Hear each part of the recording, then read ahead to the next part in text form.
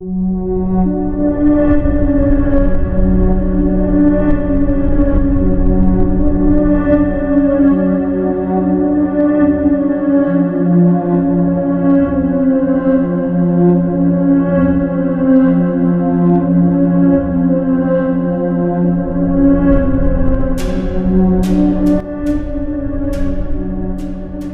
اللہ الرحمن الرحیم۔ السلام علیکم۔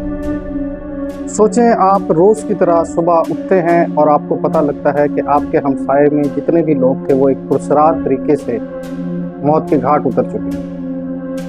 ابھی آپ اسی پریشانی میں ہوتے ہیں کہ آپ کو ارد گرد ہر طرف سے یہ خبریں آنے لگتی ہیں کہ پورے شہر میں اموات کا یہ سلسلہ شروع ہو گیا۔ ہر گلی ہر نکڑ پہ لوگ سڑکوں پہ گرے ہوئے ہیں اور ہر لمحے اموات ہوتی چلی جا رہی ہے۔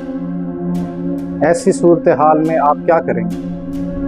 میں آج آپ کو اسی طرح کے ایک سچی کہانی سنانے والا ہوں۔ یہ بات ہے سن 1347 عیسوی۔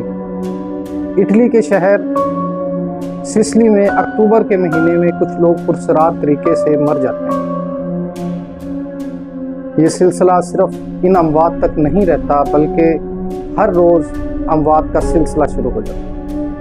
روز پچھلے دن سے زیادہ اموات ہونے لگ جاتی ہیں۔ لوگ سڑکوں پہ مرے ہوئے پڑے ہیں، گھروں میں مرے ہوئے پڑے ہیں۔ یہ خبر جلد ہی گاؤں سے گاؤں اور شہر سے شہر پہنچ جاتی ہے۔ عجیب خوف و ہراس پورے ملک میں پھیل جاتا ہے۔ یہ معاملہ صرف یہیں تک نہیں رکتا بلکہ صرف چند مہینوں میں یہ اموات کا سلسلہ اٹلی سے فرانس سے Spain, Portugal, England, Germany, Austria, Scotland سے ہوتا ہوا 2 سالوں میں اسکینڈینیوین کنٹریز میں پہنچ جاتا ہے۔ ناروے اور سوئٹزرلینڈ میں 1350 میں اموات کا سلسلہ شروع ہو جاتا ہے۔ اب باری تھی عرب کی اور افریقہ کی۔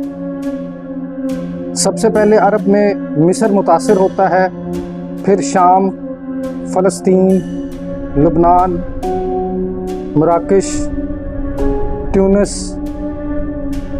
یہاں تک کہ 1349 میں مکہ میں آئے ہوئے حجاج کرام بھی اس کا شکار ہو جاتے ہیں۔ بازار کے بازار ویران ہو جاتے ہیں، گلیاں ویران ہو جاتی ہیں، سوائے لوگوں کی لاشوں کے علاوہ وہاں کچھ نہیں۔ ہر شخص میں خوف و ہراس پھیلا ہوا، کوئی نہیں جانتا کہ یہ کیا ہو رہا ہے۔ پورے یورپ میں جیسے سناٹا ہی چھا گیا ہو۔ ان بے تحاشا اموات کی وجہ سے لوگوں نے اس کے بارے میں بہت سے نظریات قائم کر لیے۔ کچھ لوگوں کا کہنا تھا کہ یہ ستاروں کی موومنٹ کی نتیجے میں ہونے والی نحوست ہے۔ کچھ لوگ اسے جنات، چڑیلوں کا سایہ جان رہے تھے اور کچھ لوگ انہیں خدا کا عذاب جان رہے تھے کہ یہ ہمارے اعمال کی وجہ سے خدا کا عذاب ہم پہ نازل ہو رہا ہے۔ اسی دوران ایک اور کانسپریسی نے جنم لیا کہ شاید یہودیوں نے پینے کے کنووں میں زہر ملا دیا ہے۔ یہ کانسپریسی دن بدن زور پکڑتی گئی اور جس کے نتیجے میں ہزاروں یہودیوں کو زندہ جلا دیا گیا۔ یہ سلسلہ تقریباً 4 سال تک جاری رہا۔ 4 سال میں تقریباً 200 کروڑ افراد اپنی جان کی بازی ہار چکے تھے۔ آپ سوچئے ایسا وقت 14ویں صدی کا آغاز جب دنیا کی ٹوٹل آبادی 400 سے 450 کروڑ تھی، اس میں سے 200 کروڑ لوگ مر چکے تھے، یعنی 50% دنیا کی آبادی ختم ہو چکی ہے۔ کسی کی سمجھ میں کوئی بات نہیں آ رہی، اور پھر یہ سلسلہ 4 سال بعد اس میں کمی آنی شروع ہو گئی۔ شاید لوگوں میں ریزسٹنٹ ڈیولپ ہو گئی تھی، یا ہائیجینک کنڈیشنز جن کی بہتر تھی وہ لوگ اس سے بچ گئے، یا جنہوں نے اپنے آپ کو کوارنٹائن کر لیا۔ ایک لمبے عرصے تک ان اموات کی کوئی وجہ پتہ نہ لگ سکی۔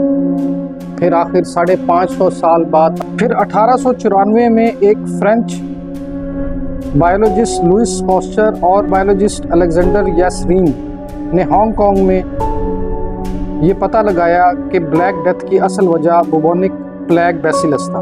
اصل میں یہ ایک بیماری تھی جسے پیوبونک پلیگ کہا جاتا ہے۔ یہ بیماری یریسینا پیسٹس نامی بیکٹیریا سے ہوتی تھی۔ یہ چوہوں میں پائے جانے والے فلیز یعنی پسو، ان کی وجہ سے یہ بیماری ہوتی تھی، اور پھر 1898 میں ایک سائنٹسٹ، ایک بایولوجسٹ پال لوئس نے بتایا کہ یہ سپریٹ کیسے ہوتا ہے۔ ایسی اموات جس کی وجہ ایک جراثیمی بیکٹیریا تھا جسے لوگ جادو، کانسپریسی اور سیاروں کی موومنٹ سے ریلیٹ کرتے تھے، جس نے پوری دنیا کو بدل کے رکھ دیا۔ آپ کے خیال میں اگر اس وقت لوگوں کو یہ پتہ چل بھی جاتا کہ یہ کوئی بیکٹیریل انفیکشن ہے تو وہ اس معاملے میں کیا کر سکتے تھے؟ اسے کمنٹس میں ضرور مینشن کیجیے گا۔ والسلام۔